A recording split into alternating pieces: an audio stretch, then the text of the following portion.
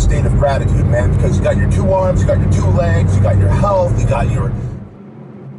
Hey guys, what's up? So today's Wednesday, December 7th, and I'm off work today. I'm on my way right now to go have lunch with my husband and son and go get my military ID because mine's expired, so just kind of running errands.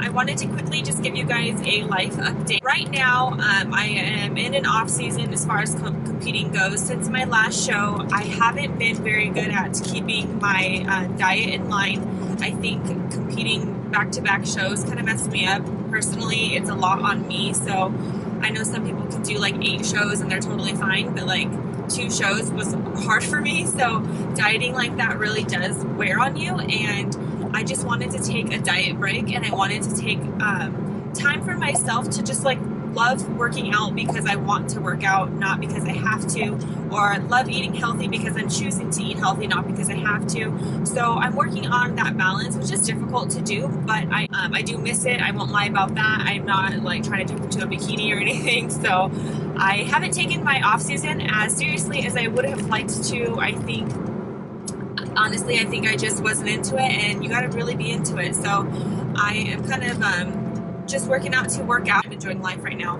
So I plan to compete next year, but there have been some changes in our plans, so I can't really pick a show at the moment, and I will give you guys an update on what those plans are once I get a little bit more confirmation. I don't want to put anything out there that isn't for sure yet, so just know that there are things that are going to be changing over the next couple of months.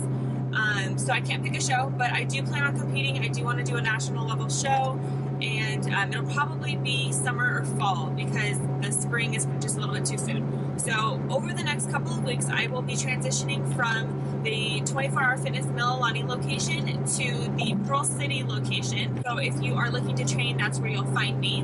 In addition to that, I leave for Japan in 2 weeks. I leave for Japan, so we're going to go to Okinawa and Tokyo to visit my sister-in-law. So we're going to go there and have Christmas and Cruz's birthday, which is really exciting. We're about to go through a tunnel, so it's going to get dark. So yeah, I'm excited about that. It's the first time I've ever been out of the country, so that'll be really cool. Lots of stuff going on right now, but I do plan on uploading more vlogs and more workouts, Q&As, just more like fun stuff. You know, it doesn't always have to be about competing. And then I do want to start incorporating more workouts on my Instagram. So if you guys have any suggestions, feel free to let me know. But okay, I don't know what you guys heard or didn't hear in that, because we went through a tunnel and then it got all blurry. But yeah, I was just saying that I do plan on growing my channel and focusing on it in 2017. I know I've been saying that forever, but man, YouTube really does take a long time, and don't discredit anybody that does it because it's a lot of work from filming yourself constantly and then uploading it. There's always technical issues with like downloading the footage, and then you have to edit, you have to cut and chop, you have to be careful with the music. It's just very tedious, it's very time consuming. So for someone that this is their full-time job, it's not as hard, but I work a full-time job and I am obviously still, I still have my mom and wife duties to do too. So it's something that I want to make a priority, but I'm just struggling to find the balance. So just bear with me. Thanks for sticking with me. I appreciate you guys. If you don't mind, always like and subscribe. If you're not subscribed, please subscribe to my videos. All right, guys. Well, I will talk to you in a little bit. I'm getting close, and I will see you guys later. Bye. Hey guys, what's up? So it's Friday, it's December 9th, and it's leg day.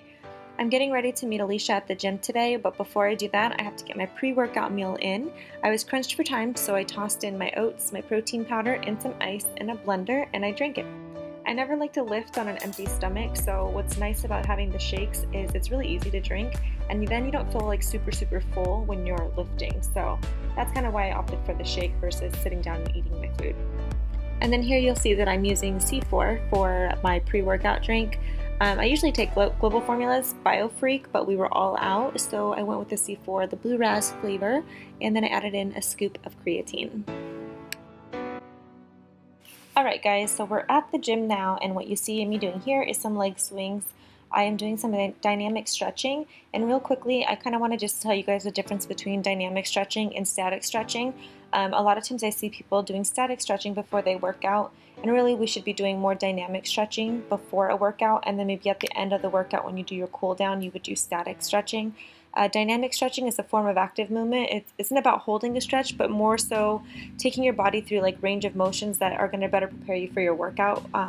So, obviously having the legs swing, opening up my hips, just getting that blood flowing and getting my body moving.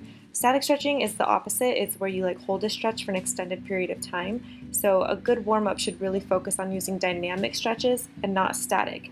For me, I have really tight hips, so before I squat, I have to make sure to do a lot of like hip openers. So I don't know, I just do a lot of different like leg swings, and here I'm just kind of going side to side, stretching my hips. And then I'll actually go to the barbell and kind of do pocket squats, I think is what they're called, is where you just kind of go up and down and you squeeze. So you just kind of get your body moving. You never want to just like throw weight onto the bar and start going. That's really how you get injured. And it's important to remember that if you are a beginner and you've never been under a barbell, you can always use the Smith machine.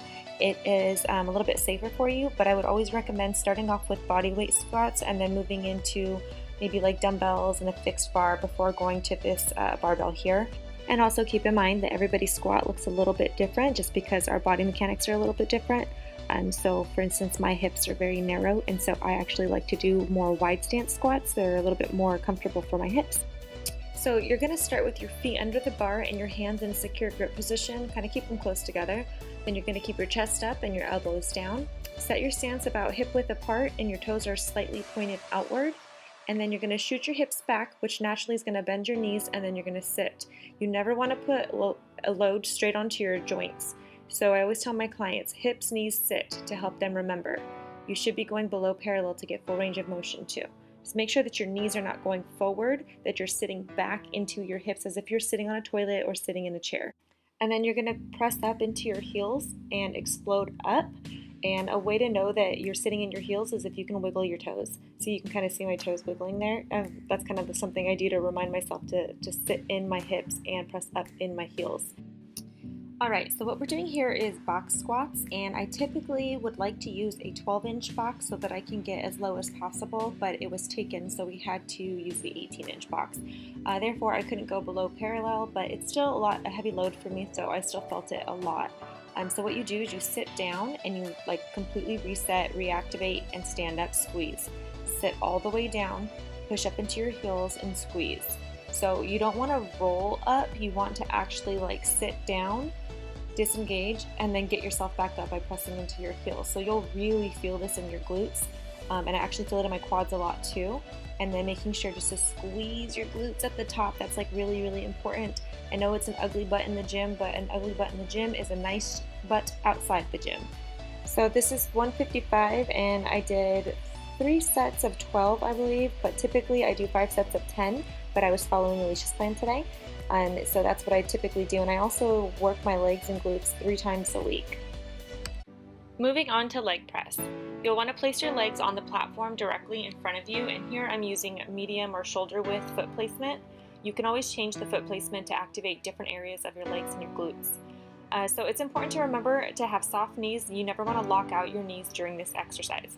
I make sure to press up into my heels, as always for legs, and on the way down, make sure that you go all the way down. Anything less is a half rep, and we don't half rep. So next we did the standing glute kickback. I typically use this machine about once or twice a week. So you're going to want to grab onto the bars and stand with the bend in your knees, and then you're slowly going to push your leg back behind you, extending it back as far as you can. Make sure to squeeze your glutes and hold for a second if you can. If you do it right, you'll really burn your booty. Okay, so moving on to lying leg curl, we're going to be focusing on our hamstrings here. The first thing that you want to do is make sure you adjust the machine to your height. And also, most people don't know this, but there's a pivot point indicator on most machines. On this one, it's that red circle that's kind of by my knees.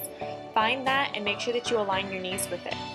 So this is going to ensure that your joints are taking on the load properly. So the pad on the back of your legs should be just a few inches under your calves. Take a look at my hips. You're going to notice that they kind of come up off the seat a little bit, and really they shouldn't. I should have gone down in weight here and squeezed my glutes to really create that isolation in my hamstrings. But hey, even trainers make mistakes, right? Lastly, we finished up with some good mornings. This one's pretty simple. So using a barbell, you're going to keep your back straight and your shoulder blades pinched together, and then you're going to have a slight bend in your knees. Bend at the hips, moving them back as you bend over near parallel. Alright guys, so I hope you enjoyed this informative type of video, and if you want more like this, please make sure that you thumbs up this video so that I know. I want to be as useful as possible to you guys, and your feedback is always welcome. Let me know what you want to see and I'll do my best to make it happen. As always, please make sure that you are subscribed to my channel, and I will see you in the next one. Bye!